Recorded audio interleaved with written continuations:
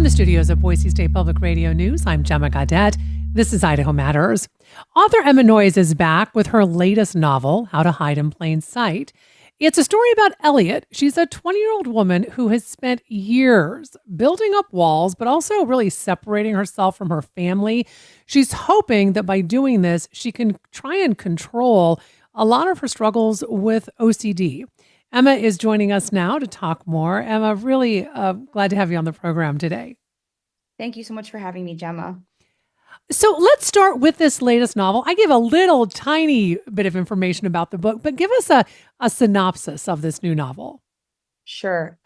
So really the core of this novel, I mean, there's a lot going on with, the wealthy, dysfunctional family, her sort of will they, won't they relationship with her childhood best friend, Manuel. But really the core of the book is about her struggle with OCD.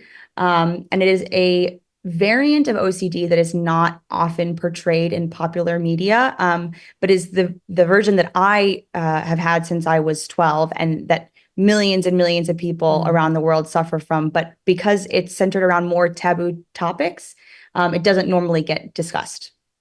So I want to talk a little bit more about that, because as I was reading the book, and you do write this in the very beginning of the book about OCD and that you have it, and this is the form that you have. So talk to us a little bit more about this, because as I was reading the book, I was like, okay, I've never thought of OCD like this. I mean, you think about like someone who has to, open and shut a door how many times, right? It's those repetitive movements that I think the majority of us only recognize as OCD. Yeah. And that is absolutely a real and difficult form of the illness. Many, many people, their obsessions and compulsions manifest in things like touching doorknobs, washing their hands, like the things that you see in like the TV show Monk or the movie As Good as It Gets, like the kind of quirky way it's been portrayed in the past. So a big part of my struggle is that when my symptoms first appeared, I was 12, and I started having these really sort of circuitous thoughts, obsessions, worries about things that I couldn't move on from. I remember I was in gym class when I was 13, and I was running, and I was staring at the butt of the girl in front of me. And I had the thought, oh my God, I'm looking at this girl's butt. Does that mean I'm a lesbian? And I had never felt attracted to women before. I had always thought that I was attracted to men. But even though there was no evidence other than the fact that I was sort of zoning out looking at this girl's butt, I couldn't discount the possibility. And so I couldn't move on from it. And so I obsessed over it for weeks and weeks. And this sort of, that variant of OCD is actually called HOCD. And it's people who are straight obsessing over the fact that they're gay, or people who are gay obsessing over the fact that they might be straight. And there are so many sub-varieties of OCD. And part of the reason that they're not discussed or they're not portrayed is that sometimes they don't manifest in outward ways. So there's no outward compulsions of, as you said, touching things a certain number of times, washing your hands, those sort of things. It's more internal. It's checking your body for a reaction. That's going in circles, thinking about the same thing, trying to have the appropriate reaction that you want yourself to have. And it's all internal. So the obsessions and the compulsions are there, but it's much harder to see. Mm-hmm.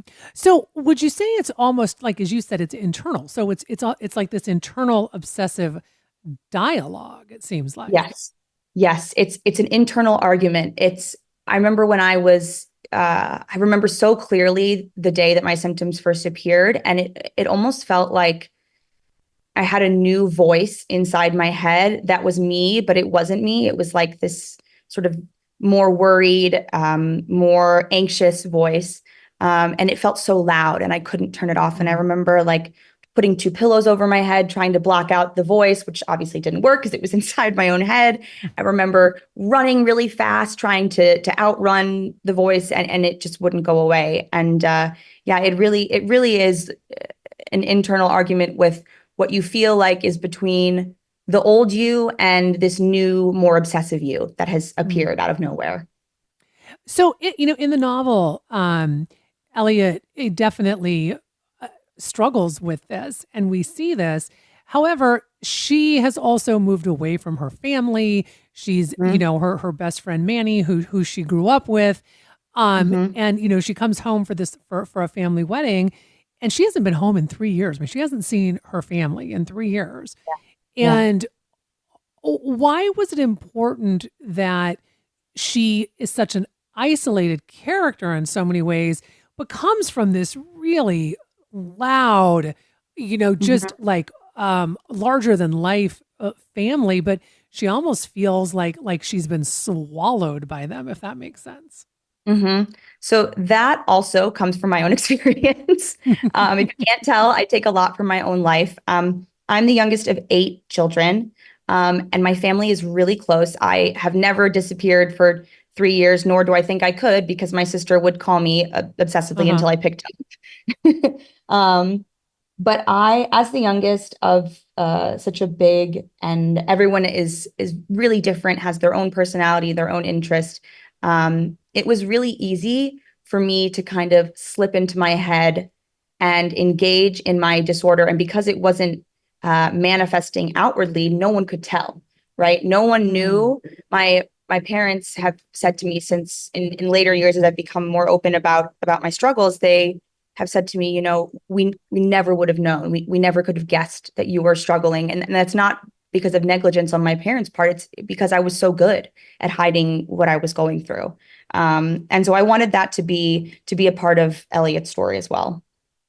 It's funny. So I'm number 8 of 10 children.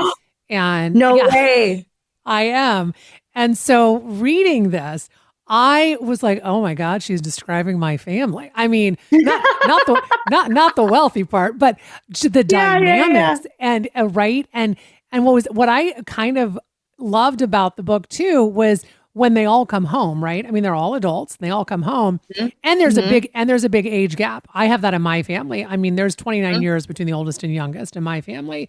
I mean, Me I have too. Me and my yeah, oldest and I brother. have yeah, and I have like nieces and nephews who like had Yep. kids before I did, the whole thing. Yeah. And but it's so reading about this family, it was like, okay, and I think it's interesting how everybody comes home, doesn't matter how old you are, and you all revert back to who you Yes. were as a kid. Yes. 100%. I mean, I feel So that way. Do you feel that way in your family? yeah, totally, absolutely. Yeah. And what's interesting too then is here's Elliot dealing with this disorder, right? And Hmm. she's trying so hard to like keep herself, in control. And I put that in quotes. And Hmm. and she's having a really hard time with that.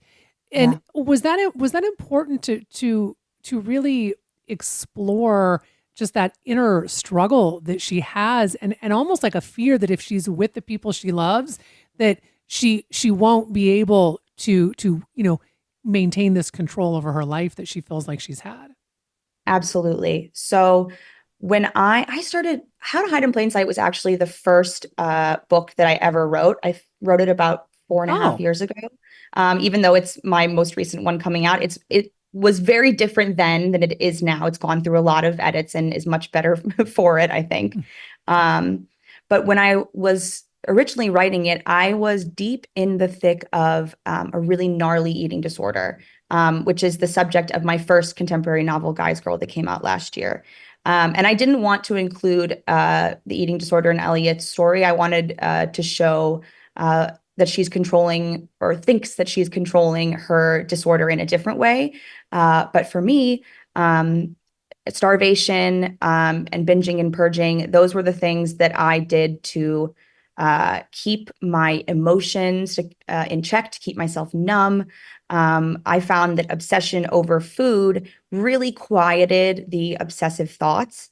And since I didn't want to just discuss eating disorders in 2 novels in a row, I had Eliot focus very much on work and work obsession. And I have definitely suffered from that in the past with my writing as well. And I think many people can relate to it. But it's just a different way of her sort of reverting her thoughts and obsessions to something else, and therefore thinking that she has, quote unquote, beaten her disorder without ever Mm. actually doing the things that one needs to do to um, to really heal from their OCD, the right types of therapy, the right sort of acceptance and medication and all of those things.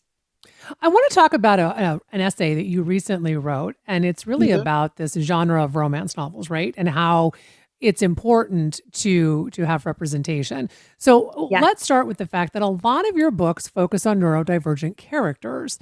Mhm. Why was that important for you to see this type of representation in literature? Yeah. So for me, books were my favorite escape growing up. Harry Potter, the Twilight series, the Hunger Games, anything that was, an adventure, a romance, something that I could really lose myself in and then enjoy the adventure and the happily ever after and all those things. But all the characters in those books, while they each had their own sort of internal suffering, no protagonist in the books that I read growing up was neurodivergent, especially in the way that I was. They were all sort of neurotypical. And seeing these sort of grand stories and these big happily ever afters, but never seeing someone like me getting them, I think contributed to this belief in me growing up that people like me didn't deserve a happily ever after because I had these horrible, taboo thoughts that I couldn't get rid of. I was unlovable. I would never find my own happily ever after. And that was some serious rewiring that I've had to do in therapy and in my relationships. And I'm now happily married with a partner who is amazing and accepts me just the way that I am. And I believe that romance is a great genre for these sort of discussions because I want to show people who are like me or younger people who were in my shoes believing that they are unlovable, they can never find someone that they can find someone that happily ever afters exist for everyone. Yeah, and I mean, you do that in such a way with Eliot and Manny, and so I just really appreciated this essay as well when you talk about this genre and why it's so important that we don't have those just neurotypical characters because a lot of novels tend to have that just neurotypical characters. Yes, absolutely. I mean, it's the same reason that representation is so important across everything, race, religion, class, creed, everything. It's so important because we need to see people of all types, not just your typical, white heroes of yore. Hmm. So before I let you go, a lot of people might not know this, but some might. You are also a well-known TikTok creator. So not only are you an author, you have a very big following on TikTok. I mean, of course, you talk about your books, but you really talk a lot about your personal journey with OCD.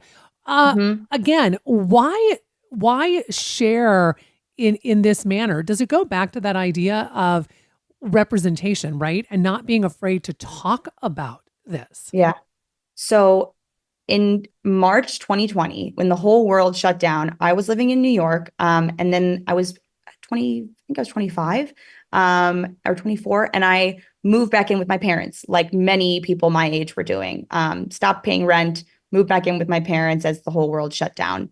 And one night that month, I remember I was having dinner with my mom and we were having, one of our many deep discussions that people were all kind of turning inward and reevaluating themselves. And my mom asked me, what is the great goal of your life?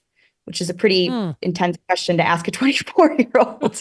Um, but at the beginning of COVID, I had had a huge spike in my OCD, as I think many people with mental illnesses saw an increase in their symptoms when everything felt like it was falling apart. And I thought about my mom's question and I said, and I had been in OCD therapy for a bit at this time and had just started talking more openly about what I had been going through my whole life. And I thought about it and I said, if I can, I want to become a voice for people who are like me, young people who believe that there was something wrong with them, who have spent Hmm. so long in internal torture and who could have been spared so much of this internal torture if they had just had someone look at them and say, there's nothing wrong with you. you're not crazy. You just have a treatable mental illness that the right sort of therapy and medication can really help you with. And so when I started doing TikTok, I was kind of just, throwing stuff at the wall and seeing what would stick. And then as I gained more followers, that's when I started speaking out about my OCD, my struggles with eating disorders, everything, because it was all, in service of that larger goal. Mm. Well, I want to thank you so much for taking time to talk with us, not just about your new novel, but about everything you do to really bring voice to mental health struggles. Really appreciate the conversation. Thank you so much. It is my pleasure. Thanks so much for listening to Idaho Matters. Boise State Public Radio and Idaho Matters are members of the NPR network. It's an independent coalition of public media podcasters. You can find more shows in the network wherever you get your podcasts. I'm Gemma Gaudette. We'll see you tomorrow. The candidates for November are set. I know Donald Trump's type. Between now and Election Day, we are not going back. A campaign season unfolding faster. Kamala Harris is not getting a promotion Than any in recent history. Make America great again. Follow it all with new episodes every weekday on the NPR Politics Podcast.